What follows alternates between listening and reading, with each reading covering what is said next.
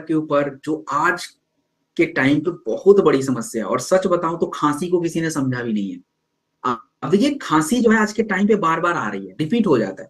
और ज्यादातर खांसी जो लोगों को हो रही है वो एलर्जिक है, वायरल है, बैक्टीरिया की वजह से खांसी नहीं होता है। ज्यादातर प्रदूषण, अब देखिए बाहर जाएंगे प्रदूषण की वजह से। और जब खांसी किसी को आती है लगातार, आप शुक्र मनाया करो और भगवान को थैंक यू बोला करो। अगर खांसी से आप बचे हो तो बस बोला करो, क्योंकि खांसी में क्या होता है, कई बार ऑक्सीजन की सप्लाई रुक जाती है, और उस टाइम पे ऑक्सीजन आपकी बॉडी को मिल रहा है, फेफड़े काम कर रहे हैं, प्रॉपर ब्रेन को ऑक्सीजन जा रहा है, मतलब आप फिट हो। तो नाइट में ऐसा ही होता है। आयुर्वेदा में देखिए सिंपल क्लियर कॉन्सेप्ट है। आयुर्वेदा में सिंपल क्लियर कॉन्सेप्ट है कि हमें खांसी को दबाना नहीं। और आज जो हम मेडिसिन खा लेते हैं खांसी के लिए, जो हम कफ सिरप पीते हैं, वो आपके खांसी को ठीक नहीं करता, खांसी को दबा देता है।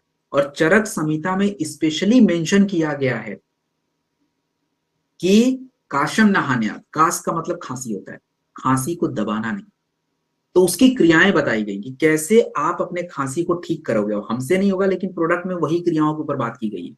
तो सबसे पहले अगर खांसी को ठीक करना है तो कफ बाहर करना पड़ेगा। इस क्रिया का नाम है कफ निस्कारक क्रिया। उसके लिए जड़ी बूटी आती है, उस जड़ी बूटी का नाम है, जैसे अभी मैं बताऊंगा, मुलेठी वगैरह है। दूसरी क्रिया होती है श्वास हरा।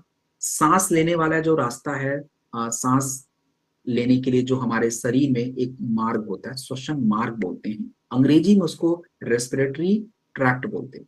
तो ये क्लियर होना चाहिए, तो उसको ओपन करना पड़ेगा, और श्वास हरा क्रिया के द्वारा यही करते हैं। तो वासा नाम की जड़ी बूटी है, वो यही क्रिया करेगी। हमने अपने प्रोडक्ट में यही ऐड किया है।